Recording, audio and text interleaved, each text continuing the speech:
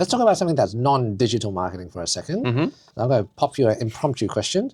What are your top 5 non-digital marketing tactics? And assuming that your budget is unlimited. So I'm going to go first, so you get some time to stew over that question because I know it's impromptu. Yeah. Surprise, surprise, my top 5 at number 1, I'm sticking promotional products. Oh, wow. Surprise. Shock I horror. why.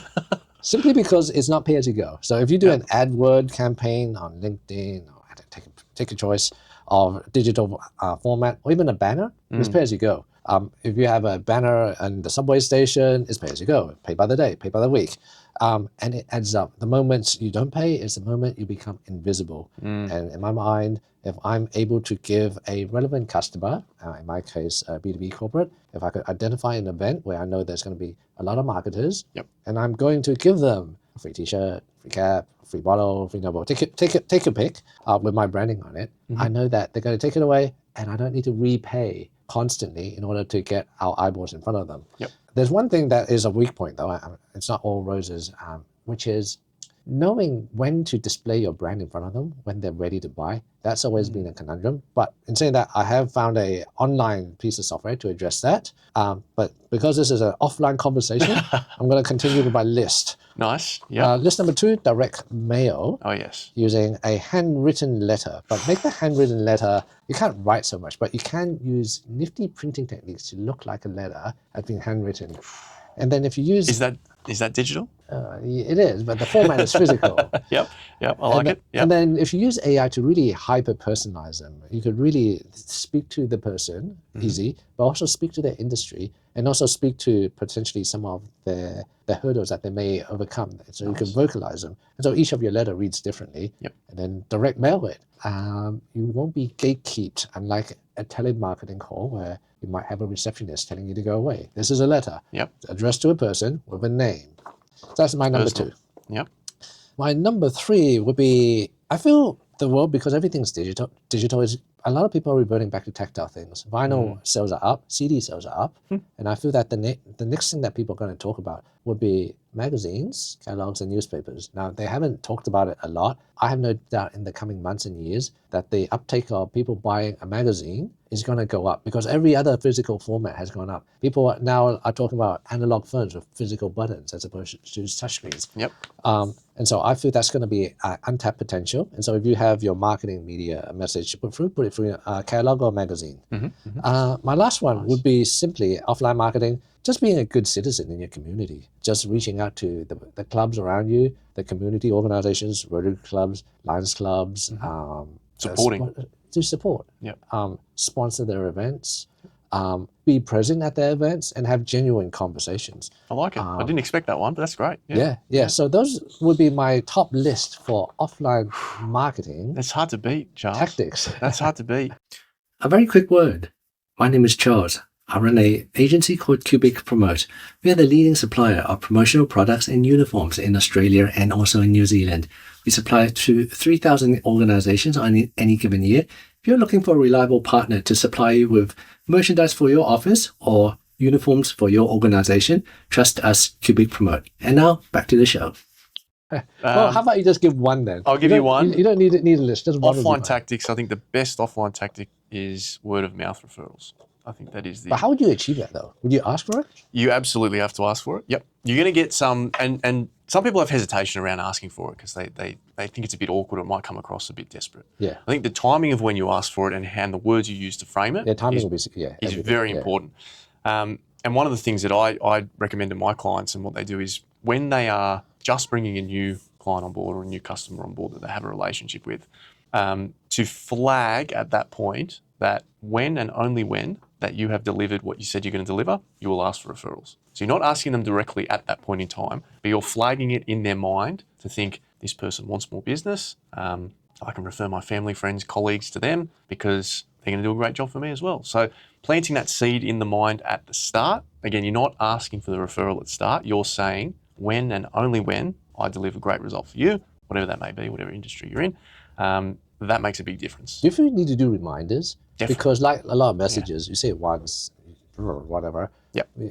But that's the hard bit then, because saying it the first time is very, very intimidating awkward already. Yep. how would you possibly find a second chance to just bring it up again? Yeah. So you got to find those points of high satisfaction. So if your team are the ones that are talking to the clients, they need to be receptive and have the finger on the pulse to know when is the client at their highest point of satisfaction. It might be when they repeat purchase, something like that.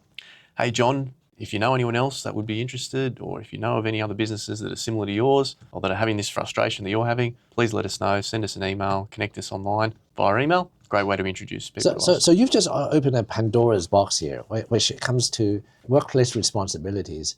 Now, I'm of the view that every single team member in a company is a marketer. However, most people don't think like that. In fact, I dare say 95% of people in a business won't think like that. They will be thinking, I've signed on to this role, whether it's a junior or senior, it doesn't matter, and my obligations are set out here. In this case, talking about accounting once again, it is to provide great accounting service and advice in a timely manner, in an accurate sense to my customers to ensure high customer satisfaction. That's it, right?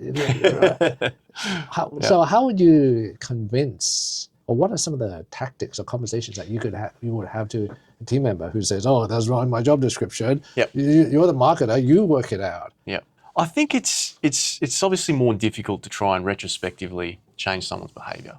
So when you bring on a new staff member, they're going to be thinking to themselves, well, what's in it for me? What can I get out of this particular role? Is it going to advance my career in a certain way? Is it a new challenge for me to overcome? I get a chance to contribute and see the fruits of what I'm able to do, and of course take a salary in the process.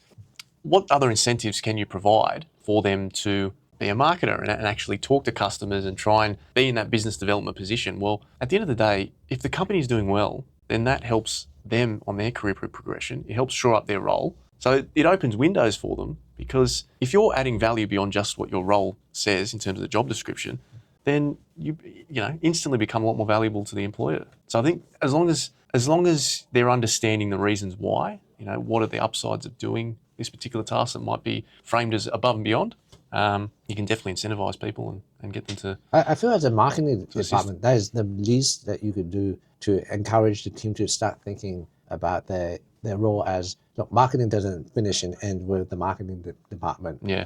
And that it's basically a conversation that everyone needs to have. I used to work with this person a long time ago when I was working in the bank, where she would, she's not a marketer, she wasn't a business development person, but she was good at her role and she did lending. Yep. She wasn't, one of the people transacting Broker? at the back end, or she was just processing, so she wasn't actively selling. And she was just very communicative. And at her local sports club, she spoke to a gentleman, and the gentleman was needing finance to lend money, and she was able to refer him into the system simply because it was just natural. Her personality lent itself to it. Yeah, so it's definitely a personality thing as well. Yeah, and it makes it very, very hard. Yeah. I think it's a bit of a skill. If people can learn that skill, they're going to go a lot further. It's true. Yeah, it is true.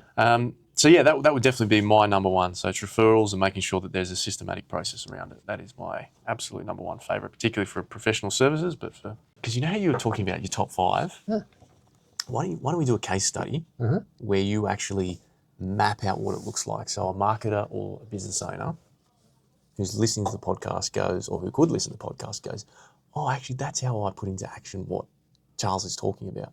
What do you think about something like that? I just wonder, As a video. Do it for this one, though. Yeah, definitely. No. Even with AI. No. That needs planning, definitely. I reckon something like that would be cool. Yeah. I totally agree. No one goes, I can actually pick this up and implement that. I wonder how it's going to go. It's cool. Sounds good. I can send promotional products. Where do I get them from? Ta-da. That's it. You're the advisor. Yeah. And you can put a good plug in there for you as well. Yeah. Hey, if this resonates with you, order your promotional products from us. We'll help you with this, that, and the other. Cool. Other businesses as well. It makes a huge difference. Absolutely. Yeah.